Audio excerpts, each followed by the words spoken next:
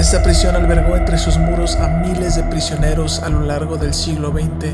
Al lado izquierdo, acá para la 58, estaban las celdas. La infamia que fue ganando con los años no fue gratuita. Me tocaba escuchar los guardias en la noche que salían con su silbato a rodear toda la penal y empezaban a gritar. Las historias que se narran sobre este lugar son una marca indeleble de los hechos brutales que allí tuvieron lugar. Ya nomás, ahí en la puerta nos aventaban en carretilla los cadáveres. Yo conté 17. Hoy, el sitio se ha transformado en un parque que cualquiera puede visitar y ahora es nuestro turno de desentrañar los secretos que este lugar esconde.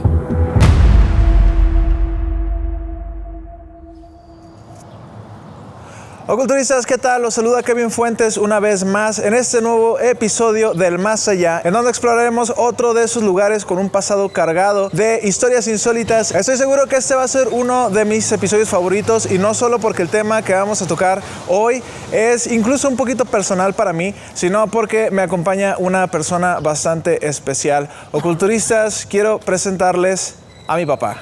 Hola, saludos. Y esa intervención no es algo así random solo porque quiero que él aparezca en uno de mis videos, sino porque él fue testigo de primera mano de la gran cárcel hecha con piedras volcánicas negras, con torres al estilo castillo medieval, que abarcó toda esta manzana y que por mucho tiempo fue la prisión más importante de la ciudad, que supuestamente albergó a los criminales más peligrosos de aquella época, y que además entre sus paredes tuvo a presos políticos provenientes de una organización que hizo temblar al gobierno mexicano por casi una década. Las historias que se cuentan de este lugar aquí te van a volar la cabeza, así que oculturistas, acompáñenos en esta aventura. Esta es la historia oscura que esconde este bonito parque familiar que alguna vez fue conocido como la Penal de Oblatos.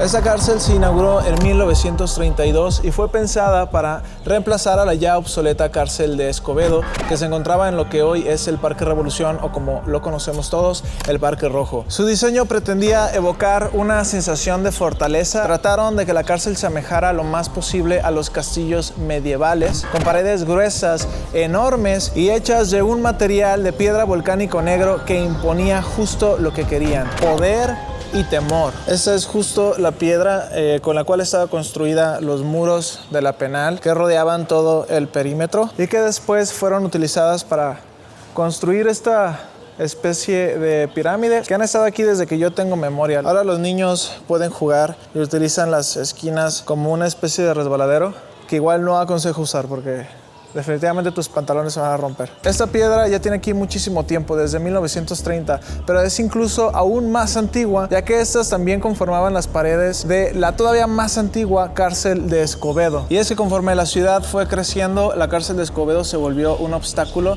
y tuvieron que derrumbarla y por lo tanto relocalizarla. Fue así que se trajeron algunos de los restos como material para construir esta nueva cárcel, y no solo eso, sino que también se trajeron a los reclusos que estaban allá, conformando la primera parte de la población de la Penal de Oblatos.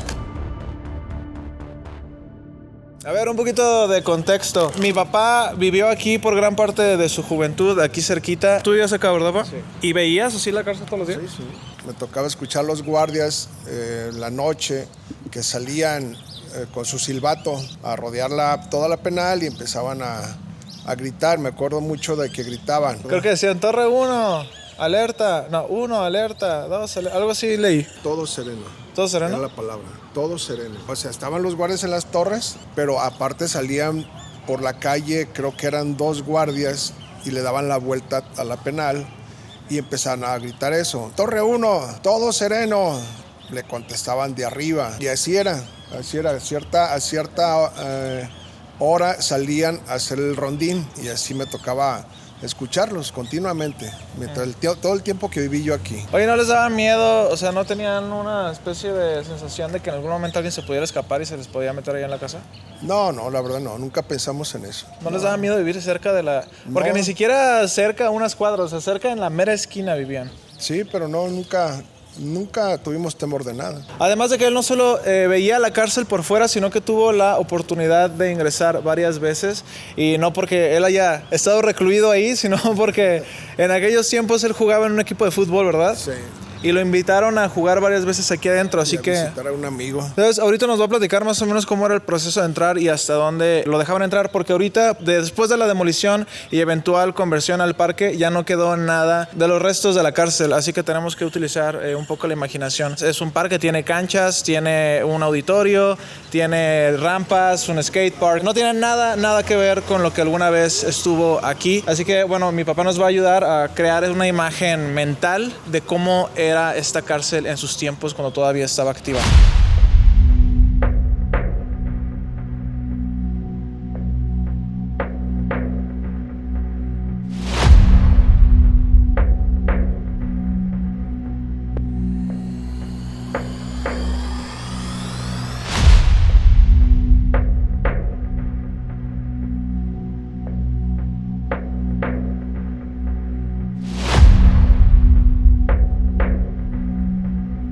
Ya para ese momento aquí ya hubiéramos entrado, ¿no? Sí. La muralla estaba aquí. Ajá, más o menos aquí ya estaban, las oficinas estaban, no sé, juzgados o algo así, estaban a los lados. Y ya aquí más o menos era el siguiente portón, ya ingresábamos a población. Y ya nos recibían los presos, a ver si les traíamos algo o a ver si les dábamos algo. ¿Ustedes les daban cosas a todos los presos, así como...? No a todos. Nomás traíamos unas cosillas para ellos y de regreso, ya de salida, pues tenemos que darles las zapatos o camisetas que traíamos. Ajá. Se les tenemos que dar. ¿Y contra quién jugaban ustedes? ¿Eran equipos de aquí locales? El equipo de los presos. ¿Y los presos que estaban como espectadores, a quiénes apoyaban? ¿A los mismos presos o ustedes también? O sea, ¿ustedes los abucheaban o algo? No, por igual. ¿Sí? Es más, agradecían que hayamos venido a jugar.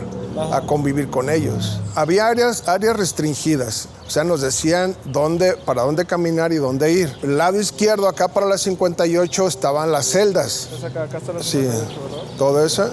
Entonces hasta el final de la cárcel eran las celdas. Lado derecho, por la Gómez de Mendiola, también eran celdas. ¿Dónde está ahorita el auditorio? ¿Qué era esa zona de aquí? Tiendas, talleres, toda esta zona. Era una especie de mini ciudad aquí adentro, por lo tanto tenía su propio comercio, sus propios pasillos que de hecho eran conocidos como las calles, calle A, calle B, calle C, que interconectaban estos grandes salones donde estaban ya las celdas como tal.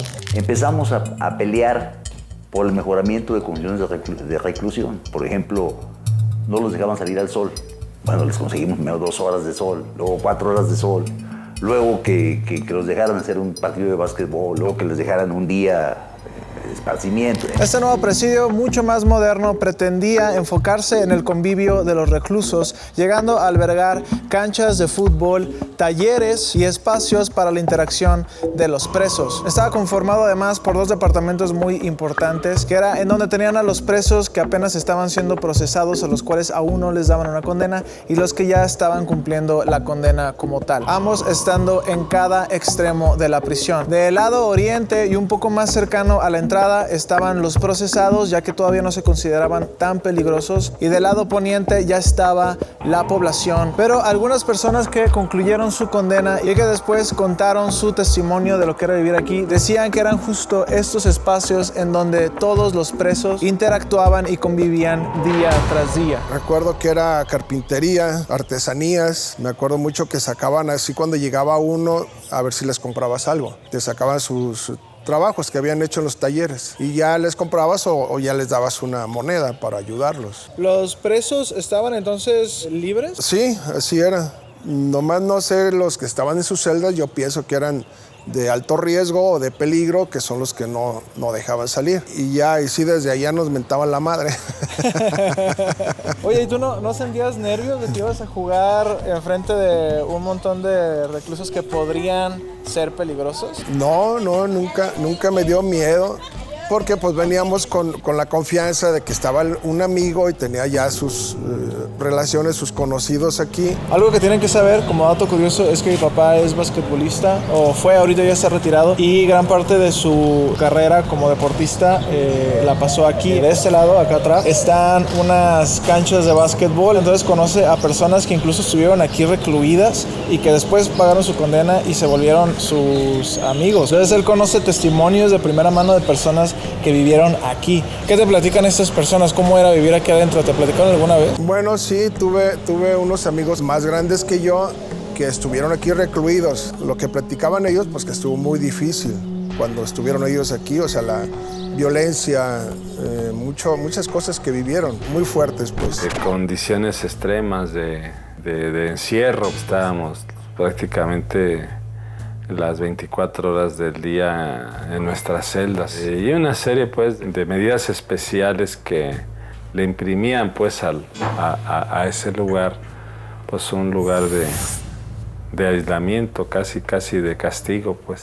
Uno de los datos más interesantes sobre esta prisión es que fue construida utilizando el modelo de prisiones panópticas, muy de moda allá por el siglo XIX. Y escuchen esto porque la verdad es que el concepto a mí me parece una locura. La idea era hacer creer al recluso que estaba siendo vigilado todo el tiempo. Estas prisiones estaban construidas a una especie de curva con un centro de control al centro, como una especie de faro o una torre que pretendía estar observando los movimientos de los presos 24 horas, 7 días a la semana. Los presos, claro, no podían observar al guardia ya que este estaba cubierto por un vidrio y por una estructura que no les permitía visualizarlo. Por lo tanto, ellos no sabían cuándo estaban siendo observados y cuándo no. Y esto los obligaba psicológicamente a tener que cuidar todas sus acciones sin importar la hora y sin importar el día, volviéndose así ellos mismos su propio guardia. De esa forma ya no necesitaban a un montón de policías cuidando a todos los reos, sino que con una torre y con la sensación de estar siendo vigilados todo el tiempo, ellos se autocontrolaban. Es por eso que a lo largo de la penal habían torres, 11 para ser exactas,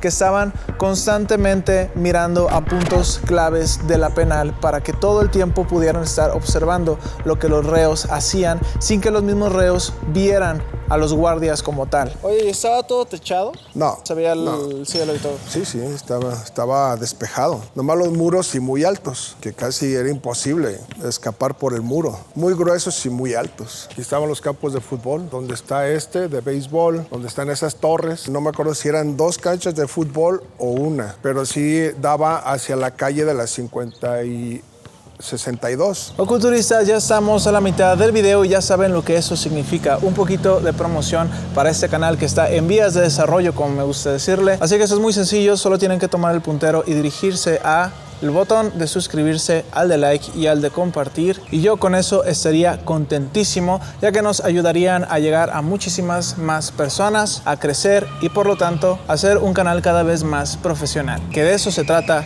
todo esto. Ustedes me ayudan y yo les traigo contenido cada vez mejor realizado. Así que ya se la saben, oculturistas, píquenle ahí. Píquenle ahí al botón de like, al de suscribirse y al de compartir. Seguimos con este video.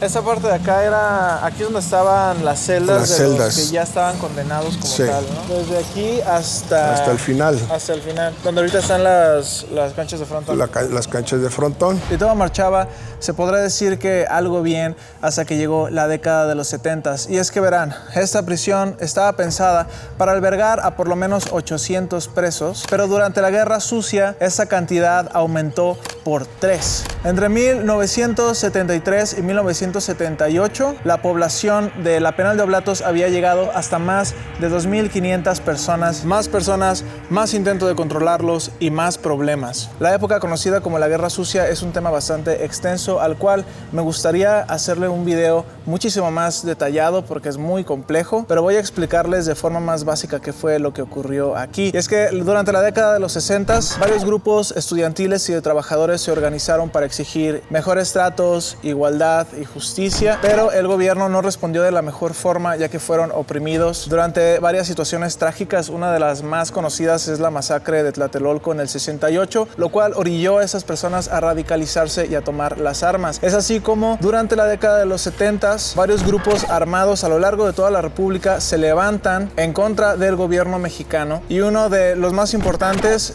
se levantó aquí mismo en Guadalajara. De hecho, en un barrio muy cercano a este, se conocía como la Liga Comunista 23 de septiembre, y varios de sus militantes capturados fueron a caer aquí, en esta misma penal. Además de estas celdas que digamos eran las regulares, existía un pequeño espacio designado a los que el gobierno mexicano de aquella época consideraban los más peligrosos, no porque fueran violentos en sí, sino porque estos eran guerrilleros. Por lo tanto, los separaban para que no tuvieran convivencia con el resto de la población y no pudieran contaminarlos con su ideología, porque esto los podía hacer más propensos a rebelarse. Para los integrantes de los grupos guerrilleros había un dormitorio especial de aislamiento. No pasamos al pueblo, a la población común. Directamente nos llevaron al rastro. Esta sección se conocía como el Departamento G, y que de forma no oficial le llamaban a su vez el rastro, porque ahí es donde mataban a los animales para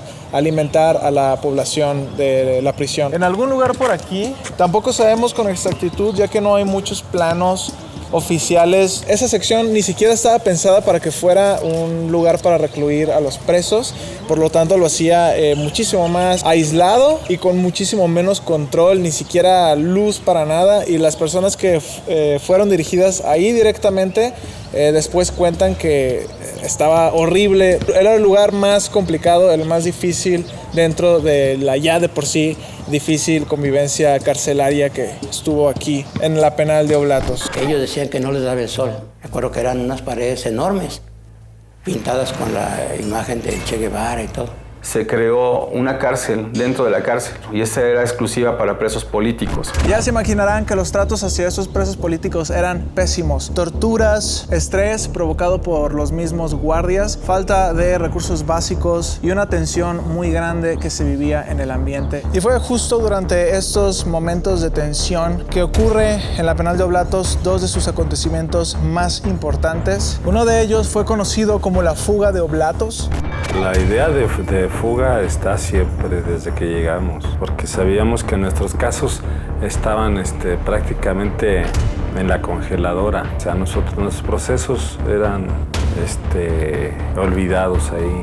No teníamos careo, no teníamos desahogo de pruebas. O sea, jurídicamente sabíamos que no había condiciones ni posibilidades de obtener nuestra libertad algún día.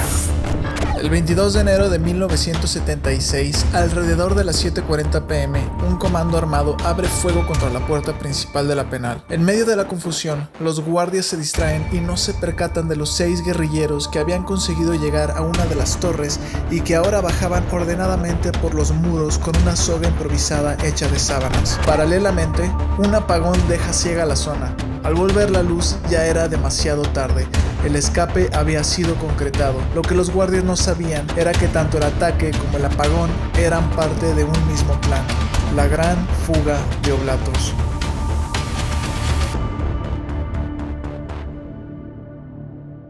La forma en que lo hicieron fue bastante de película, y si quieren saber más sobre este hecho a detalle, les aconsejo que lean un libro conocido tal cual como La fuga de Oblatos, escrito por Antonio Orozco Michel, una de las personas que escapó, en donde nos cuenta desde su punto de vista todo lo que vivió, desde antes de haber sido capturado, cómo fue su vida dentro de la organización, hasta el momento de la captura, lo que vivió dentro de la penal y cómo planearon este escape. De verdad que este libro es increíble, imperdible para entender qué fue lo que ocurrió en este lugar. Me parece absurdo que no hayamos hecho una película sobre esto, porque de verdad es una historia llena de acción, de aventura, de romance, de traición. No, se lo recomiendo muchísimo.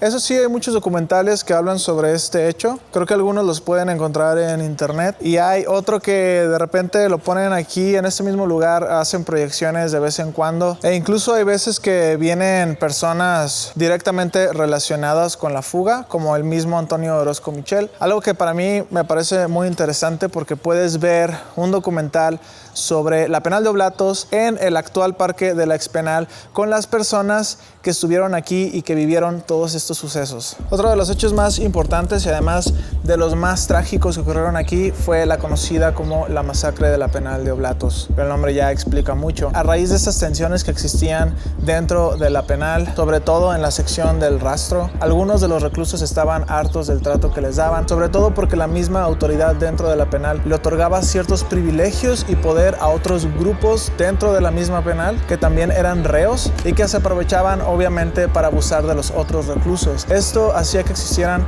ciertas rencillas, creando una gran tensión entre ellos. Los penales no los controla el director, los controla la población, los grupos más fuertes de la población.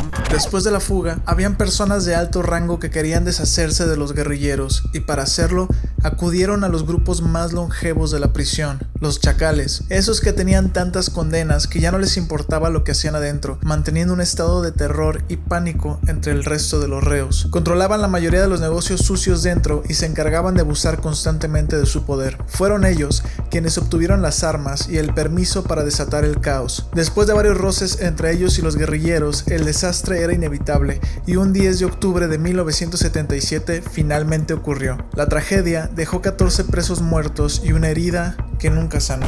Y ya nomás, ahí en la puerta nos aventaban en carretilla los cadáveres. Todos. Esas fueron algunas de las razones que provocaron el cierre de la penal de Oblatos. Fueron tantas las personas que capturaron durante los años 70 que este lugar estaba a full. Y eran tan malos los tratos que se les daban que eso eventualmente traspasó estas gruesas paredes. Era necesario construir una cárcel aún más grande en donde cupieran más personas y en donde todo estuviese más controlado para que no pudiera pasar las cosas que ya habían ocurrido aquí. Por lo que para 1982 este lugar fue cerrado, destruido y posteriormente convertido en un parque.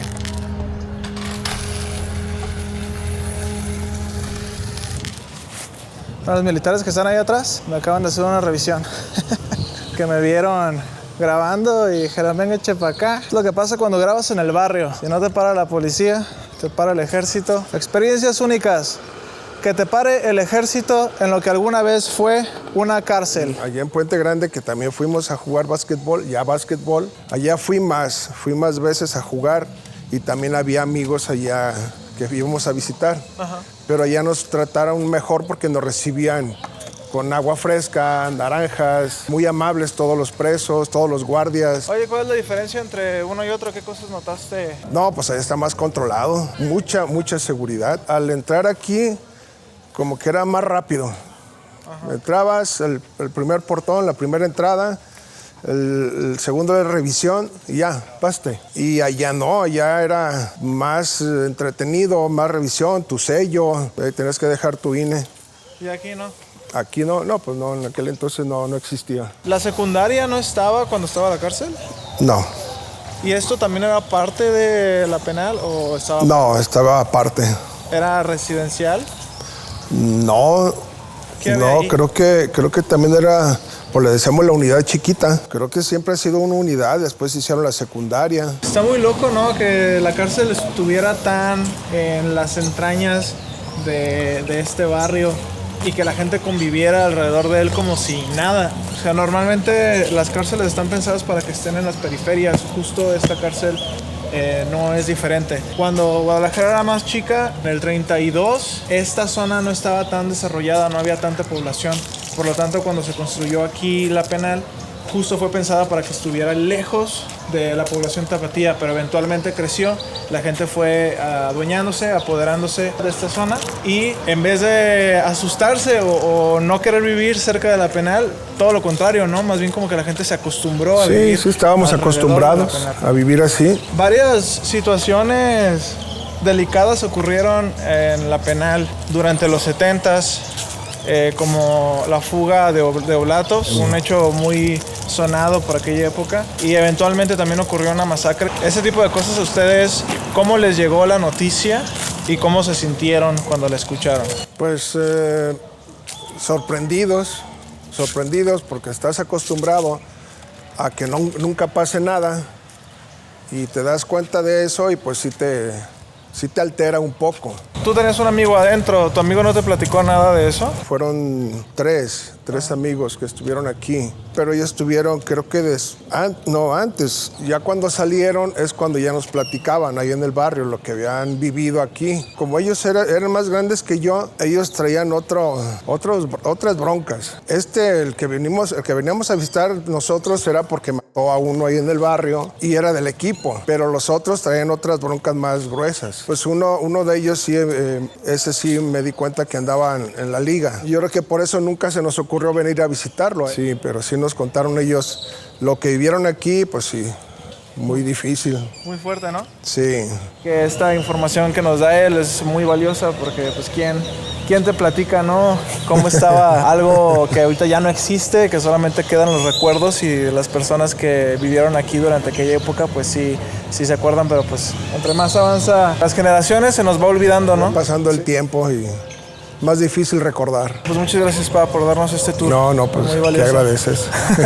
Con todo esto considero que este lugar es único en su tipo. No siempre podemos ver una prisión con semejante historia convertido en un parque recreativo. Y por eso me parece de suma importancia hacerle llegar esta información a las personas para que las nuevas generaciones no se olviden de estos lugares icónicos que contienen un fragmento de nuestra historia y de nuestra identidad como tapatíos y como mexicanos en general. Y con eso me gustaría terminar el video aquí justo donde lo empecé, que es la entrada del Parque La Expenal. Espero de verdad que les haya entretenido y sobre todo que hayan aprendido algo, porque de eso se trata estos videos, no solo de mostrarles lugares interesantes, sino de contarles un poquito de la historia y que ustedes al final se queden con algo de eso. Yo crecí alrededor de aquí y la verdad es que sí creo que esto influyó a las personas con las que eventualmente conviví y que eventualmente me hicieron ser la persona que soy ahora. Me gusta encajar estas pequeñas piezas de este gran puzzle que llamamos vida. Así que sigan viéndonos, Soculturistas, se vienen más historias como estas interesantes. Muchas gracias por vernos. Les deseo un día fuera de cualquier cárcel y nos vemos en el más allá. Y por cierto, mi amigo Connor quiere decirles algo. Hello. If you aren't watching his videos, you gotta watch his videos. You gotta click and do the like thing and subscribe. Adios, amigos. Muchas gracias. Sayonara, baby.